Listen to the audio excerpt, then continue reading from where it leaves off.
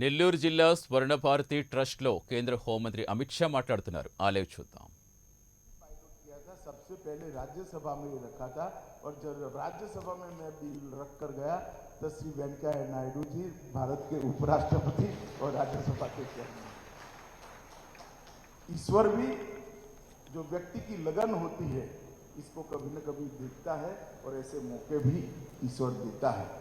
और आज राज्यसभा के चेयरमैन के नाते वेंकैया जी और उपराष्ट्रपति के नाते वेंकैया जी एक आदर्श कस्टोडियन ऑफ कॉन्स्टिट्यूशन कैसा हो सकता है, कॉन्स्टिट्यूशन में जो उपराष्ट्रपति महोदय के लिए भूमिका बताई गई है इसका आदर्श निर्वहन कैसे हो सकता है, इसका एग्जाम्पल वेंकैया जी सेट कर रहे हैं।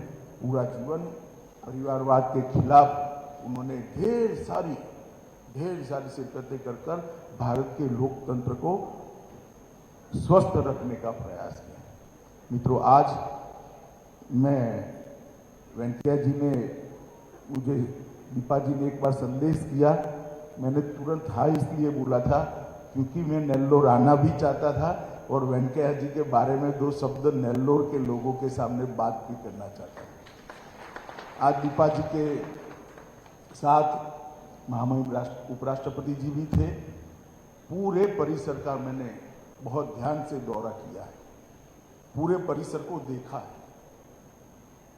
एक अपने नेटिव के अंदर इतने बड़े स्तर पर देश की व्यवस्था में कंट्रीब्यूट करने वाला व्यक्ति अपने नेटिव के लिए एक छोटी सी गतिविधि से बढ़कर वटवृक्ष बनाकर किस प्रकार से अपनी मातृभूमि की, अपने गांव की सेवा कर सकता है, इससे बड़ा कोई उदाहरण नहीं हो सकता है।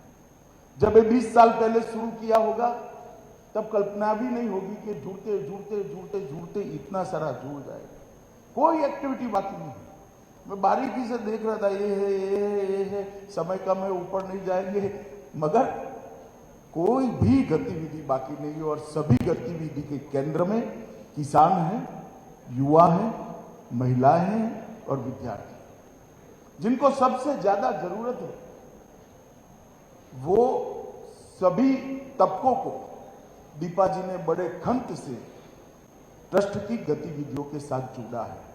और सबसे बड़ी बात है, भारत के सार्वजनिक जीवन में जो लोग ट्रस्ट चलाते हैं उनके लिए एक पैसा भी सरकारी ग्रांट वेंकैया जी ने अपने ट्रस्ट के लिए नहीं दिया। इतने बड़े पद पर रहने के बाद कई सरकारी अधिकारी होंगे अलग अलग प्रकार की, और स्किल डेवलपमेंट से लेकर काफी योजनाएं तो ऐसी जो सरकार की ही योजना है। सरकार को तो चाहिए इस प्रकार के ट्रस्ट की जो आगे बढ़ाए, मगर मैंने अस्पताल देखा उसमें भी सरकार नहीं है, कोई प्राइवेट ट्रस्ट इसको मैनेज कराए। इंस्ट्रूमेंट सारे दीपा जी के ट्रस्ट ने, स्वर्ण भारत ट्रस्ट ने दिए हैं। और स्किल डेवलपमेंट की गतिविधि भी प्राइवेट पार्टियों को साथ में जोड़कर चलाई। मैं मानता हूं कि ये बहुत बड़ा एक अपने आप में उदाहरण है कि किस प्रकार से एक अपने पैतृक गांव के अंदर, अपने जन्म जहां हुआ वो गांव की कल्याण के लिए किस प्रकार से काम किया जा सकता है। और मित्रों, एक बात मैं यहां आकर बहुत अच्छे से कनेक्ट कर पाया, अगर हर गांव में कोई न कोई एक व्यक्ति इस प्रकार की गतिविधियों को उठा ले, अपने आप को बाजू में कर कर गांव के बच्चों की, किसानों की, महिलाओं की और गरीबों की चिंता करे, तो देश के अंदर एक भी गांव ऐसा नहीं बचेगा जहां ये सब चीजें नहीं होगी। परंतु हम सब कर नहीं सकते, वेंकैया जी कर रहे हैं। और मेरे जैसे व्यक्ति के लिए आज एक बहुत बड़ा लेसन है कि अपने नेटिव के साथ, अपनी जड़ों के साथ कैसे जुड़ा रहा जा सकता है। इसका एक आइडियल एग्जाम्पल इस स्वर्ण भारत ट्रस्ट है। और मैं वेंकैया नायडू जी को इस ट्रस्ट के प्रेरणा स्वरूप, प्रेरणा मूर्ति के रूप में बहुत बहुत बधाई देना चाहता हूं कि इन्होंने नेल्लोर के युवाओं के, किसानों के, बच्चों के और गरीबों के कल्याण के लिए इतना बड़ा गतिविधि का केंद्र बनाया है और स्वयं इतने इन्वॉल्व है कि हर चीज उनको मालूम है। और दीपा जी ने भी और ट्रस्ट के अध्यक्ष जी ने भी उसको बहुत आगे बढ़कर बढ़ा है। मित्रों, आज जब मैं यहाँ आया हूँ तब कोई राजनीतिक बात नहीं करनी है, मगर एक ऐसा प्रयास है भारत सरकार का जिसको मैं आपके साथ साझा करता हूँ। मैं लगभग 1981 से सार्वजनिक जीवन में हूँ, कई साल हो गए, और पद्म पुरस्कारों को मैंने पहले भी देखा है, आज भी देखा है, और अब मैं गृह मंत्री हूं तो पद्म पुरस्कार की प्रक्रिया को भी ध्यान से देखता हूं। और मेरा स्वभाव है स्टडी करने का, पुरानी प्रक्रिया का रिकॉर्ड मंगा कर भी मैंने देखा। ज्यादातर जो दल सत्ता में होते हैं उनके प्रभाव क्षेत्र के लोगों को पद्म पुरस्कार मिलते हैं। मुख्यमंत्री का रिकमेंडेशन हो, एमपी का हो, मिनिस्टर का हो, और सिफारिश के बगैर पद्म पुरस्कार की कल्पना ही नहीं थी। पद्मश्री, पद्म भूषण, पद्म विभूषण, भारत रत्न सिफारिश के बगैर कभी मिल नहीं सकता। किसी न किसी की सिफारिश की जरूरत है, मगर मोदी जी ने ऑनलाइन एप्लीकेशन कर मेरिट्स पर, जिन्होंने जमीन पर काम किया है, जमीन पर भारत को आगे बढ़ाने के लिए, समाज को सुधारने के लिए, समाज को सुदृढ़ करने के लिए और समाज की दिक्कतों को कम करने के लिए काम किया है, उसको पद्म पुरस्कार मिलना शुरू हुआ है। और मैं 3 साल से इस प्रक्रिया के साथ जुड़ा हूं एज अ गृह मंत्री। मैं आपको बताता हूं, दूर सुदूर कर्नाटक के किसी कोने में कोई महिला अपने परिश्रम से अकेली 35,000 से ज्यादा वृक्षों का बुआई भी करती है और उसको बढ़ा भी करती है, पर पैर में चंपल नहीं है, पैर में चंपल नहीं है।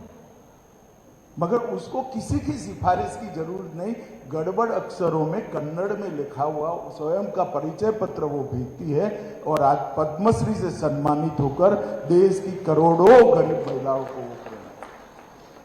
कोई व्यक्ति ऐसा कोरोना काल में होता है जब अपने परिवारजनों का कोई संस्कार नहीं करता था, अंतिम संस्कार नहीं करता था, म्यूनिसिपैलिटी वाले ले जाते थे, और मैंने तो दिल्ली में देखा है 400 लोगों के संस्कार पेंडिंग थे। मुझे स्वयं वो शीत गृह में जाना पड़ा था। उस वक्त एक व्यक्ति 600 लोगों का संस्कार करता है, परिवारों के साथ धार्मिक विधि कर उनकी क्रिया वहां कर वो करता है, और उसको पद्मश्री लेने के लिए किसी की सिफारिश की जरूरत नहीं पड़ती है। ये बहुत बड़ी बात है। एक मुस्लिम सज्जन है, लावारिस लाशों को, कोई भी पुलिस स्टेशन में लखनऊ में लावारिस लाशों को आज तक आप मान नहीं सकते, मुस्लिम सज्जन ने 30,000 से ज्यादा लावारिस लाशों का अग्नि संस्कार किया है, और वो सारे के सारे हिंदू थे, बहुत कम मुस्लिम। अब ऐसे व्यक्ति को पद्मश्री मिलता देखकर साफ अर्थ में मैं भावुक हूं कि मोदी जी ने इस प्रक्रिया को कितनी ट्रांसपेरेंट कर दिया, पारदर्शी किया, और उसका लोकतांत्रिकरण किया, डेमोक्रेटिक बना। किसी की सिफारिश, मेरिट्स में ही निर्णय होता है, और कंट्रीब्यूटर जो है, जब उसको एक्नॉलेजमेंट होता है, उसको पुरस्कार मिलता है, तो समाज के लिए वो प्रेरणा का स्थान होता है। चाणक्य ने शासन के 2 अति महत्वपूर्ण गुण बताए, अच्छा करने वालों को पुरस्कार और बुरा करने वाले को दंड। ये दोनों राजा ने तत्परता के साथ देना चाहिए, और मैं मानता हूं मोदी जी ने पद्म पुरस्कारों के माध्यम से इसको जमीन पर उतारा है। आज एक छोटी सी बात, क्योंकि मैं इस प्रकार की गतिविधि के सेंटर पे आया हूं जो निस्वार्थ रूप से चल रही है, तो आपके ध्यान पर रखनी थी।